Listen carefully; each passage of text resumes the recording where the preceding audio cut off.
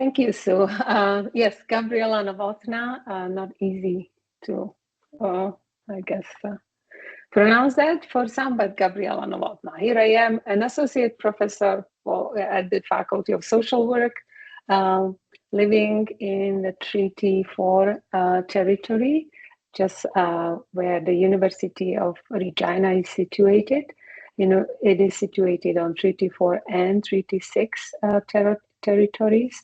And this is the reminder that these are the homelands of Nehiyaවක්, Anishinaabeg, Dakota, Lakota, Nagoda peoples, and Michif Métis Nation. I also want to acknowledge the funding that I received for this project. I was a sole researcher on this project, but I have a crew of fantastic research team members, and these were student trainees, student research assistants. Some of them already graduated, some of them are here, I believe. And I listed those students that stayed with the project for at least one semester. There were some smaller tasks that other students would do, and I really appreciated the insight and input of these student researchers. This project built on prior research that I had done in the past, and I examined clinical and program level decision making in substance use disorder services. And in that work, professionals with lived experience of substance use or recovery emerged as a distinct group of service providers whose perspectives I thought warrant closer attention and examination. While I don't have lived experience myself, I have worked extensively with substance use disorder professionals across diverse settings, and I would say that spans countries and continents. And these collaborations highlighted the unique position of lived experience professionals and the intersection of experiential knowledge and organizational expectations, and also expectations of substance use counselors as a profession. So this study therefore focuses specifically on substance use disorder personnel with lived experience to better understand how their roles and decision making are shaped within the current service systems. I conducted a few research projects outside of Ontario, and those were Canada-wide on this topic. And when I moved to Saskatchewan, I decided a few years ago that I would like to have a Saskatchewan-only project with professionals with lived experience, because during those national projects, we actually didn't have any participants volunteering to be part of the study from Saskatchewan. So I had to move here to get some input from Saskatchewan folks. This is the outline of the presentation. So the purpose of study will focuses on substance use disorder professional with lived experience and how they navigate their roles. I will provide some background and relevance, how it is important to study the topic, and also will provide a broader systemic context. And as a social worker or an interdisciplinary scholar, I will provide some critical analysis of my research within a neoliberal context of healthcare. And then I will explain the methodology, what we did in data collection, data analysis, and of course, following that, I will present the key findings. And those key findings are peppered with the words and wisdom of the participants in this study. And finally, I really enjoyed doing a critical analysis and using theoretical frameworks to discuss implications of our research for society as such, and also for the social work profession. So that here we go. As I said, the purpose is was to examine how professionals with lived experience, they do provide invaluable insights into recovery, but still we don't know that much, or we have only some information that might not be about their professional identity development and how they experience the fusion of their recovery, substance use or recovery experiences and professional role experience. So I already told you that I'm going to do a critical analysis of the phenomenon later on.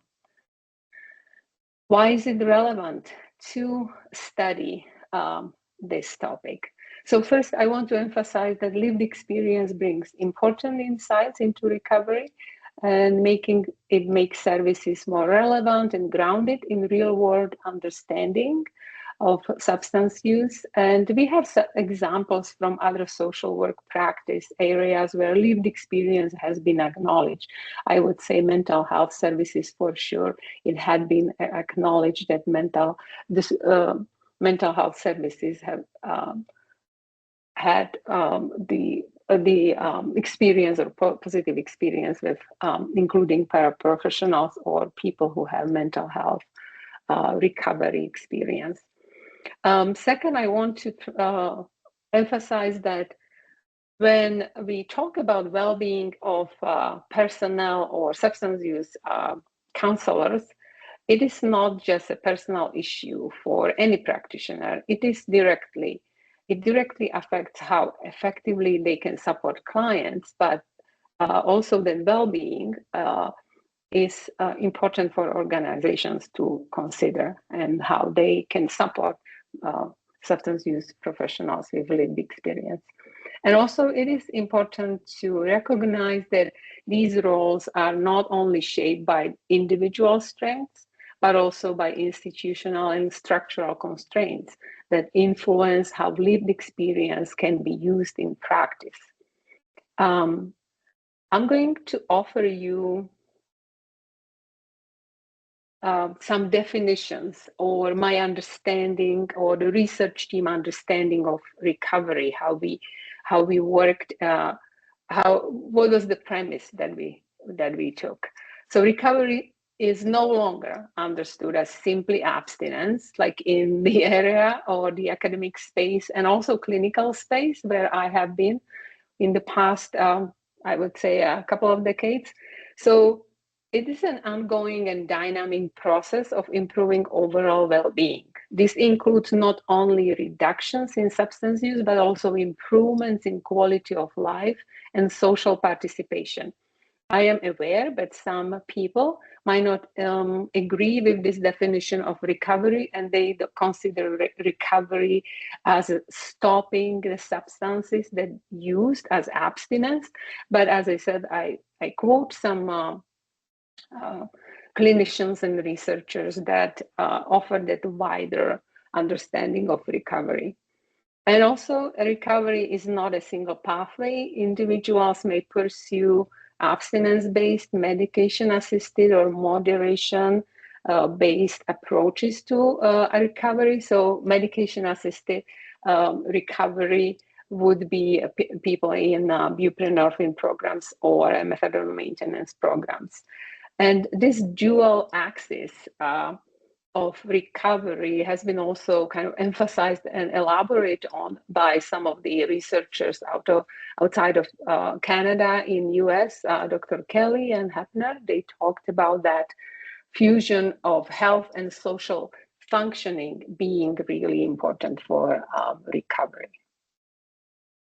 I want to also let you kind of know how I consider the context of healthcare services in this project. I did, excuse me.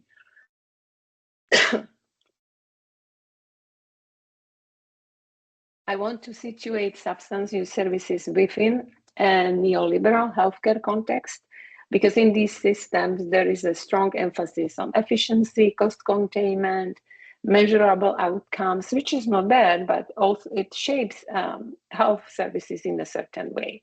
So I'm not arguing that the services should be inefficient and we shouldn't be measuring the outcomes, but I also want to frame the project within the framework.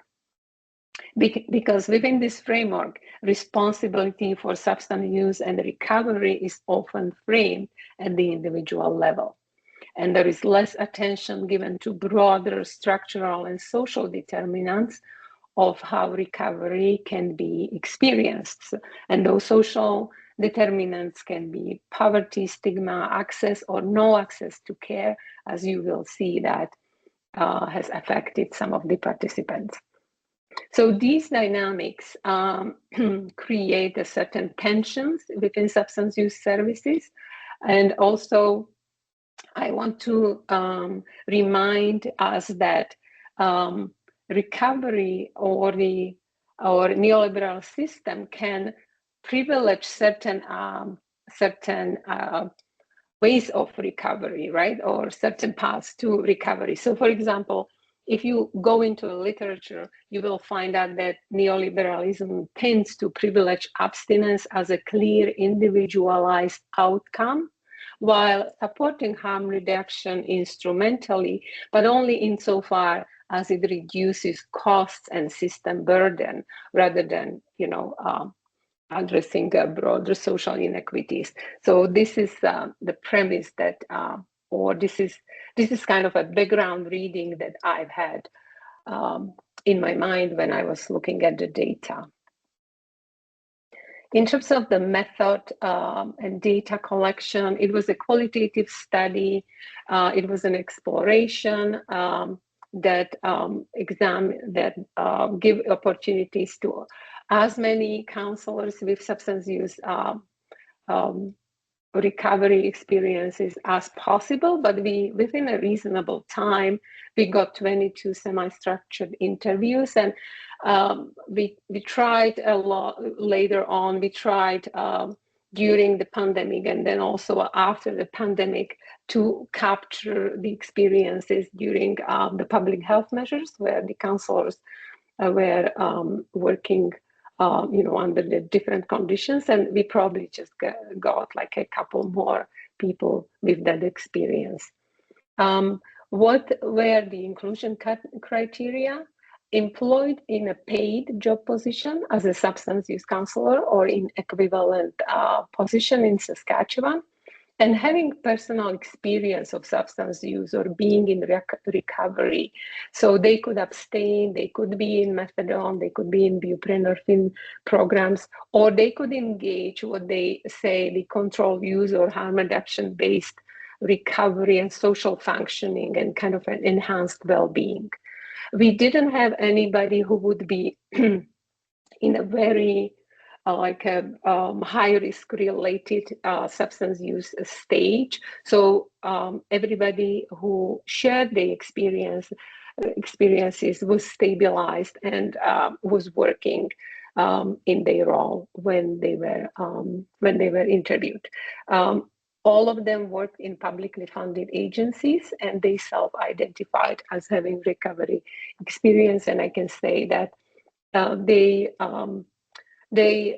accounts of the experiences were reliable and valid, given my experience in the role and also given the narratives. And then when we did the credibility check, or when we checked for the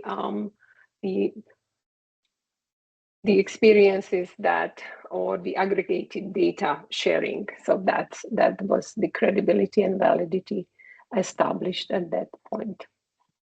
In terms of thematic analysis, as I said, during the various stages of this project, there were different research assistants. All of them were, aligned with the research ethics standards. They had the training and supervision in my team. And we began to immerse ourselves in the data, reading the interviews, transcripts multiple times, generated initial codes and captured patterns and elements relevant to our research questions. And then the codes were grouped into broader themes that started to tell a story. And then the codes were refined. And as I said, because they were research assistants working on this project during the different time frames. Those research assistants or me presenting at the conferences and presenting to the students in my classrooms when I taught the addictions classes, they brought additional insights into kind of reanalyzing the data and also bringing the new theoretical perspectives. In terms of demographic information of these study participants, you could see that 22 interviews conducted were primarily with men, and we gave them ID numbers to reflect how they identify their gender identification, either man or a woman. And then what was important to mention was the AA affiliation, Alcoholic Anonymous or Narcotic Anonymous affiliation, because quite a few of them have that affiliation. So you will see that so we would identify like this person had current AA affiliation, this person was in the past with AA, and that there were really just a few that didn't have. Most men had 10 plus years in recovery experience. Only one was there who had 2 years experience, and then was a person who worked in harm reduction related services. Women have 5 to 25 years, 24 years in recovery, and age range was also quite diverse, and job tenure. So the data analysis had to take into account this heterogeneity of personal lived experience, and also the like a job tenure, which is elaborated on in my papers, like in the manuscript. With the demographics, again, like you can see how many were part of active members of AA and how many had the past experience. When it comes to the education level, 15 held diplomas and certificates in addictions counseling, and mostly they were coming for SK Polytechnic. There were people with bachelor degrees, so that included social workers, one master degree, and one completed high school, and that was the harm reduction related kind of a support, peer support worker. Well, what did we find out? We had a model of professional identity development at the end of the kind of a project. And I'm going to not to provide you the model, but I'm going to walk you through some of the themes. And I will talk about later how I make sense, or how we make sense of those themes when we use the neoliberal healthcare concept as a theoretical framework. So participants describe professional maturation as a movement away from reliance on lived experience of recovery as primary tool to build rapport with their clients. And some would describe it as a crutch or as a cheap way to do it, to build that rapport. And those who are in established formal roles and have been in those roles for quite some time mentioned that they were relying on those experiences in their early practice. So early practice relies on disclosure to establish some type of legitimacy as a professional. Later practice emphasizes skill-based competencies and professional boundaries within the work. And this is aligned with the professional kind of literature on counseling in general, that it reflects identity differentiation and professionalization process that occurs. You can see some of the quotes when it comes to boundary development and how that was central to professional identity, and also how self-disclosure that used to build a rapport quickly has been viewed as both as useful and problematic.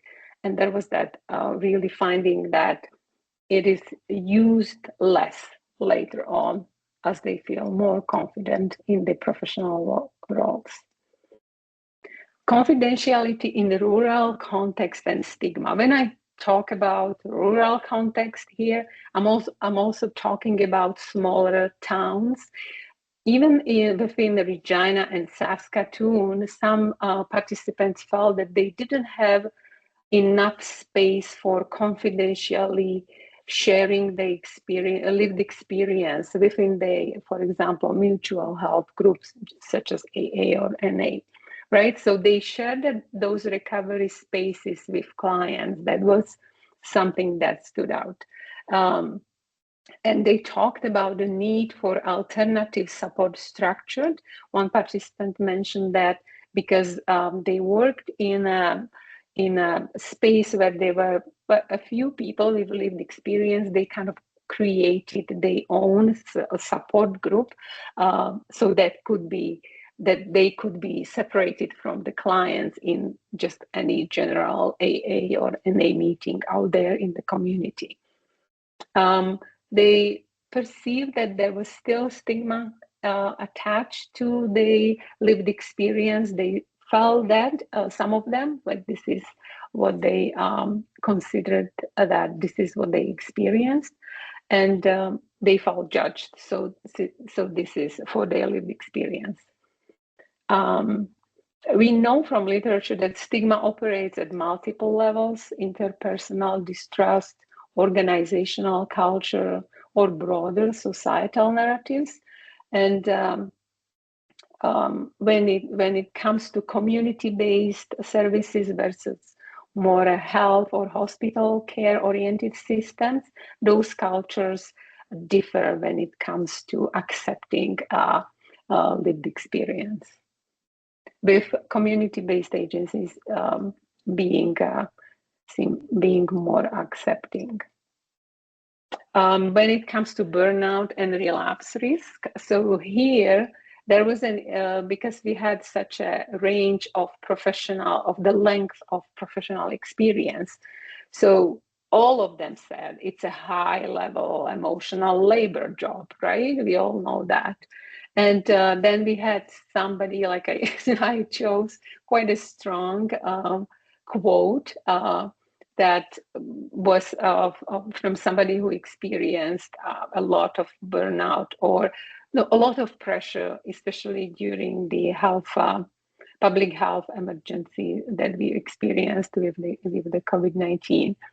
And but all of them talked about some kind of triggers, some types of triggers that are embedded in everyday practice for some, but they were at different levels of comfort, and also they believe themselves more the longer they were in their professional roles, and longer their recovery lasted. But it was acknowledged as an ongoing risk, and they talked about the stress, they talked about the system, and they talked about just the nature of the work that can be very stressful. What was interesting was to hear about how to go about that high stress environment, and having personal lived experience of substance use or being in recovery. There was that self-care narrative. We heard about self-care. We have been hearing about self-care now a lot, right? As a people in helping professions, that we should really be aware of the need to have that personal responsibility, and the primary strategy for managing stress and sustain employability is sometimes presented as a self-care, right? Emphasized as a self-care. And this was really seen or viewed or heard in this study.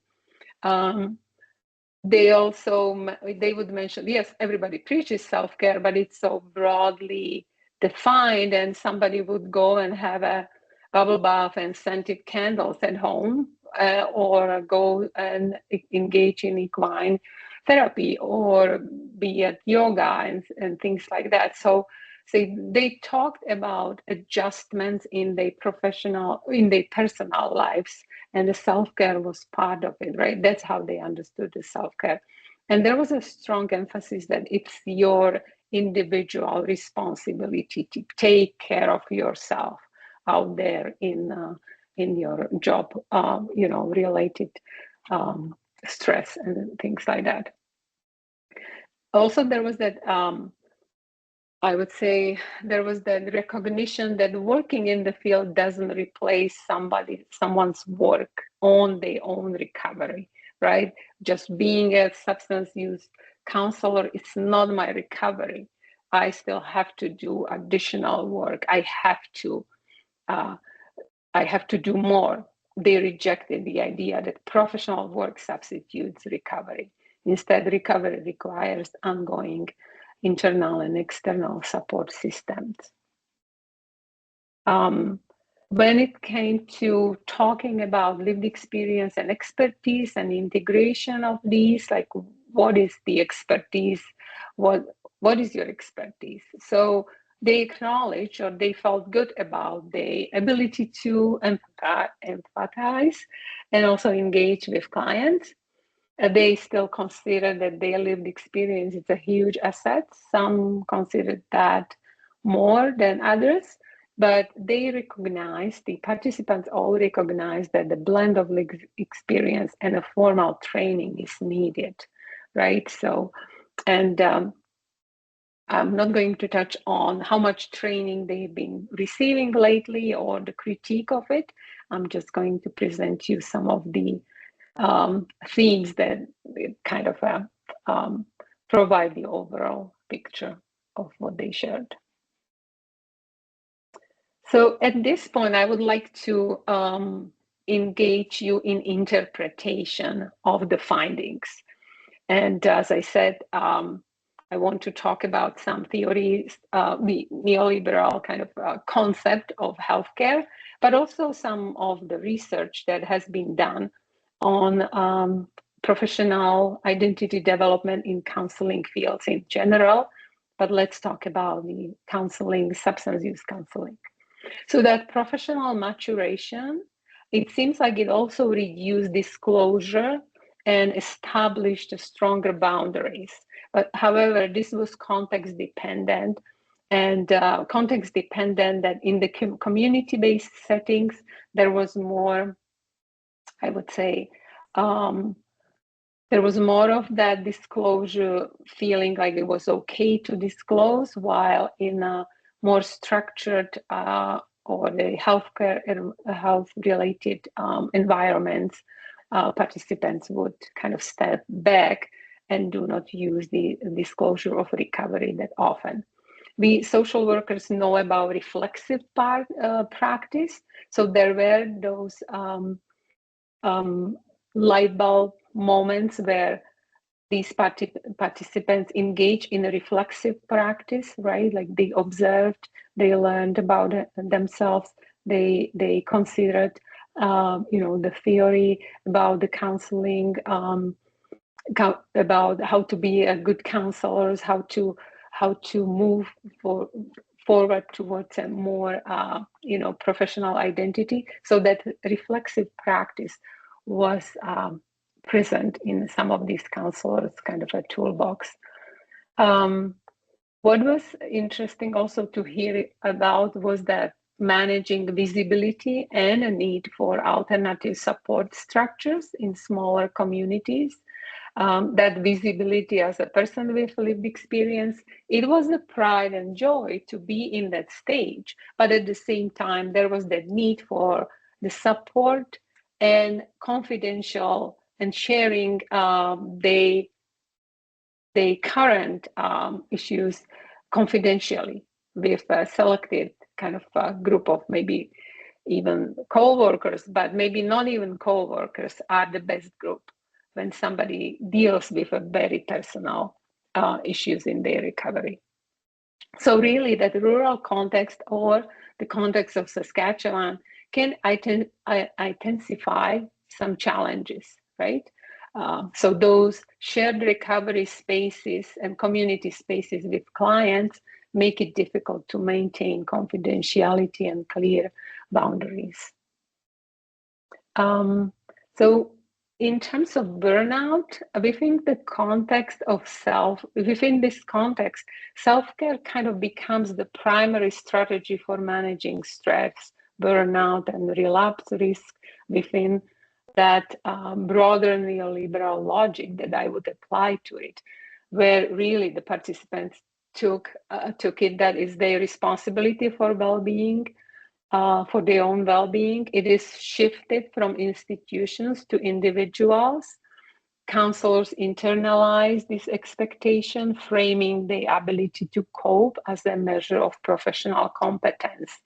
So in this way, self-care can function less as a support and more as a requirement for sustaining oneself within under-resourced system or or where supports are not that present. So we need to think about and talk about it. So I think we also need to move beyond the self-optimization narrative where you work on yourself, but how if they felt that the system was strained, or when they felt that there was enough support or training. I want to unpack this concept of self-care that has been now part of social work discourse for quite some time. So originally, self-care emerged as a collective and political practice tied to survival and resistance among marginalized groups. However, it has been, I would say, co-opted within that neoliberal framework and transform into a kind of individualized, consumer-driven model focused on productivity and self-optimization. So it is something similar to what we experienced or witnessed with the word woke. Like the word woke was way back in the beginning of the last century used as empowerment, as people who were marginalized. There was that encouragement, stay woke, take care of yourself. But now when somebody is called woke, it's almost pejorative. So now when I go back to self-care, again, like self-care has become an industry. It's part of the wellness industry, not just that good practice and individualized way of taking care of ourselves. So I think we should be, as social workers and critical social work practitioners or researchers, reminding ourselves what's been happening in the broader social context when these new narratives or new concepts emerge. I would encourage you to read Wyatt and Ampadu article. I have it in my references. They unpack this concept of self-care as a resistance and as a community and relational concept, not our bubble baths and scented candles. I'm going to kind of conclude with implications for social work education and practice. I think we do need to embed the awareness of lived and lived experience into social work classrooms. And this is not just lived experience of substance use or recovery. It is lived experience of other phenomena. And the recovery from substance use might be maybe the first step. We also need to foster inclusive, well-being, harm reduction, and recovery-informed workplaces, and also universities. And also, I think we need to move beyond that individual coping and towards advocacy and structural issues discussions. So we will not leave people struggling alone, or right, like when there is a really high workload, when there is not enough institutional support, not letting them just rely on themselves, but embrace and engage that relational and community-based or organizational-based support. There are some study limitations or delimitations, so it's very context specific, but I'm happy that I had the opportunity to kind of dive into the Saskatchewan context. I don't know why we weren't able to attract more people who would be like a peer professionals in harm reduction based services. I think this needs to be studied, the whole idea of lived experience concept longitudinally, and maybe some organizational studies, like how organizations also support or respond to people who have lived experience. And also I think there is an opportunity for research on internalized stigma, and another type of research could be also on training needs of these professionals. So I'm going to stop now and let you ask questions or provide any feedback you would like to comment on the findings, ask for clarification. So I hope I can provide that.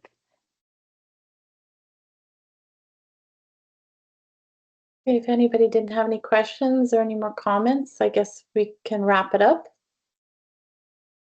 And thank you for the presentation today. It was really great and informative. Thank you everybody for coming. Yes, thanks everybody. And it was great to see some of the familiar names here. Also, the paper, the paper that is open access, I think you could access it, just Google it, here is the title, if you are interested. So Balancing Recovery and Professional Practice. Yeah, you would be, yeah, it's an open access, so you don't have to have a library access. All right then. Thank you all for coming. Yes, thank you for coming. I can send that out along with the recorded presentation, the article, the link to the article as well, to everybody. Okay, thank you for coming. All right. Bye.